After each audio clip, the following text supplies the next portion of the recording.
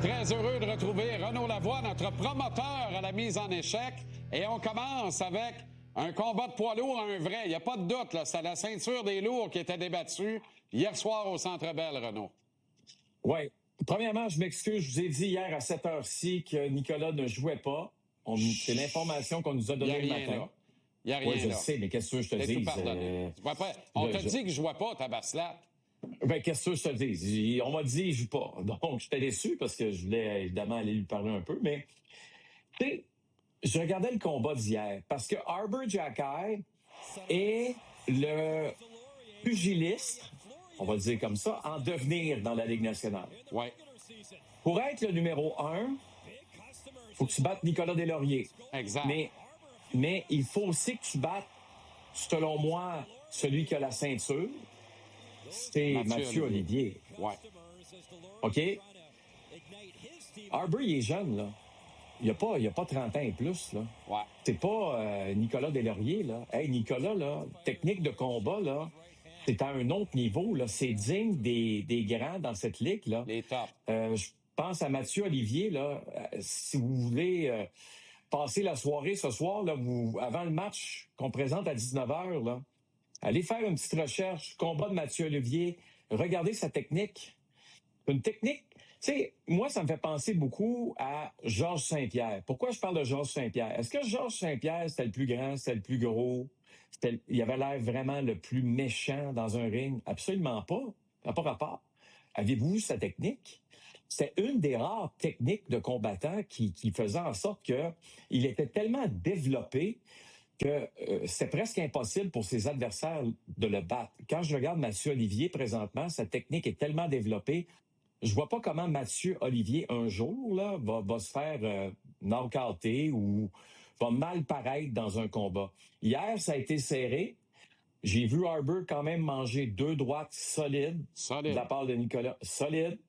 Arber, je l'admets parce qu'il s'est toujours relevé. Je suis convaincu que Nicolas Deslauriers, il a dû se dire dans sa tête, hey, ce kid-là, il lâche pas. Il s'est toujours relevé suite au coup qu'il a reçu. Puis c'est pour ça que les gars adorent Arber Xhekaj chez les Canadiens, parce que justement, il est capable de faire une job que personne ne veut vraiment faire. Et Arber Xhekaj, lui, ce n'est pas quelque chose qui le dérange. Les gens vont dire, pourquoi il n'a pas jeté les gants contre Curtis McDermott en fin de semaine? Parce qu'il n'avait pas besoin d'aider un gars qui joue 2 minutes par match. Non, puis le Canadien est en avant au tableau. Là. Fait que tu fais oui, ça. Puis, mais je te suggère, Renaud, que Xhekaj, hier, a appris à la dure. Il est allé à la dure école hier soir, mais c'est un combat qui va faire école.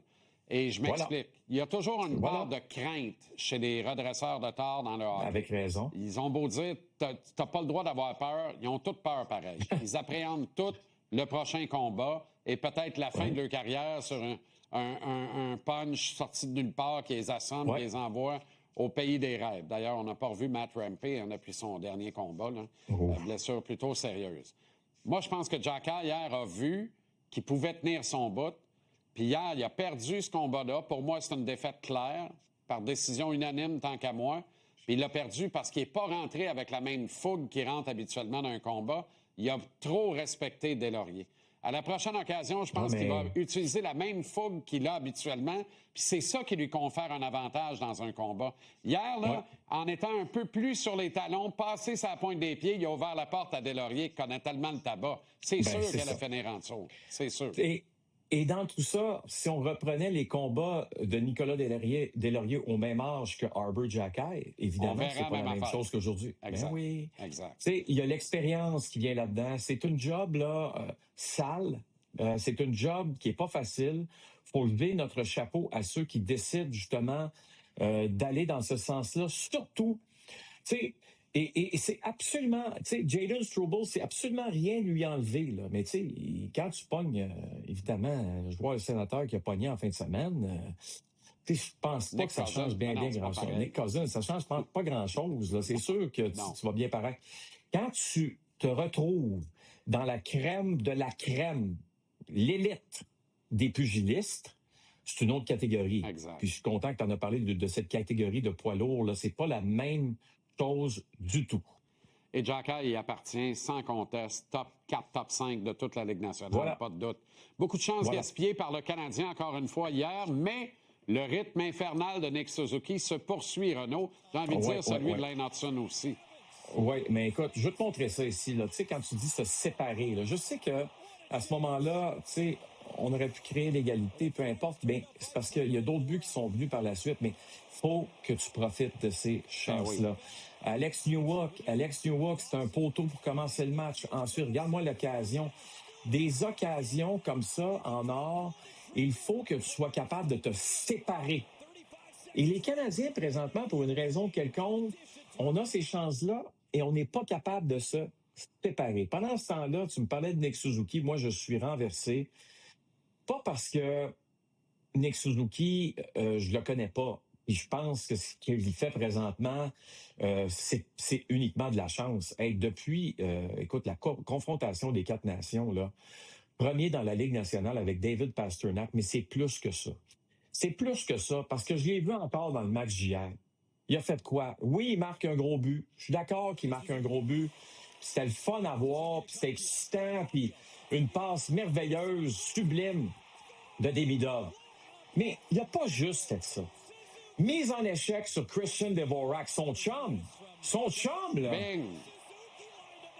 Puis après ça, on est en prolongation, puis il bloque un lancer. Excuse-moi, Jean-Charles, là.